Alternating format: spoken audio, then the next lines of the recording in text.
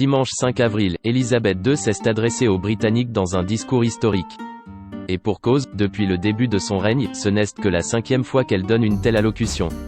En 1997, elle avait notamment rendu hommage à la princesse Diana. Une rare allocution. Alors que la pandémie de coronavirus continue de se propager, et a déjà fait des milliers de morts en Angleterre, la reine Elisabeth II est sortie de son silence. Pour la 5e fois depuis le début de son règne, Sa Majesté a pris la parole lors d'un discours historique. Depuis le château de Windsor, elle a voulu faire passer un message d'espoir au peuple britannique, autant par ses paroles que par les détails savamment choisis. Avant cette prise de parole, Elisabeth II n'avait donné un tel discours qu'à 4 reprises, lors de la première guerre du Golfe en 1991, en 2002 après le décès de sa mère, en 2012 pour le 60e anniversaire de son accession au trône et en 1997. Après la tragique disparition de la princesse Diana. À la veille des funérailles de Lady Di, Elisabeth II s'était adressée à ses concitoyens lors d'une allocution télévisée. Son personnel avait compris qu'il s'agissait de la crise de son règne, d'un moment crucial où elle devait gagner le cœur des gens et donc qu'elle devait le faire en direct, s'est souvenu l'écrivain Robert Lassay auprès de Paris Match. Pour rendre hommage à l'ex-épouse de son fils, le prince Charles, et à la mère de ses petits-enfants, les princes Harry et William. Sa Majesté a fait 2 choses qu'elle déteste par-dessus tout, parler à la télévision et révéler ses sentiments, rappelle le spécialiste des têtes couronnées outre-Manche. Un exercice compliqué pour Elisabeth II. Toute de noir vêtue, elle avait donné son discours depuis Buckingham Palace. Elle a eu cette très belle expression « Je vous parle en tant que reine, et en tant que grand-mère », racontait l'auteur à Paris Match. Face au peuple éploré par la mort subite de Diana, la reine lui avait rendu un bouleversant hommage.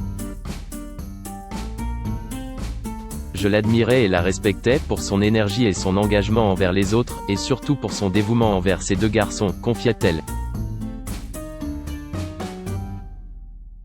La mort de Diana, la reine est une polémique.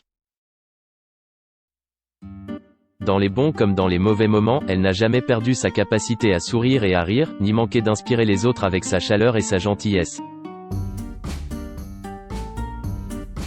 Poursuivait Elisabeth II, critiquée avant ce discours pour ne pas avoir quitté sa résidence de Balmoral, en Écosse, pour rejoindre Londres à l'annonce de la mort de la princesse de Galles.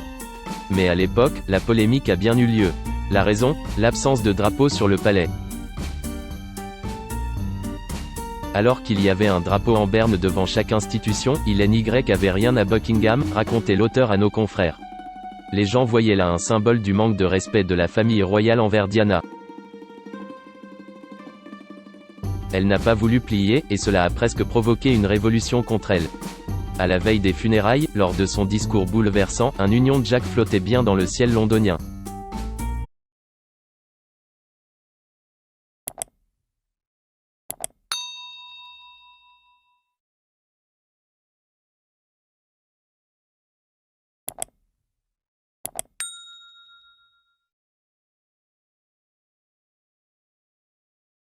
Xin chào mừng quý vị và các bạn đến với kênh tin tức VTV Online của chúng tôi.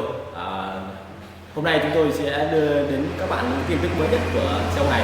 Và tình hình dịch Covid-19 hiện tại đang lan rất rộng trên toàn thế giới và nước ta là một trong những nước mà có những mầm dịch được hạn chế nhất.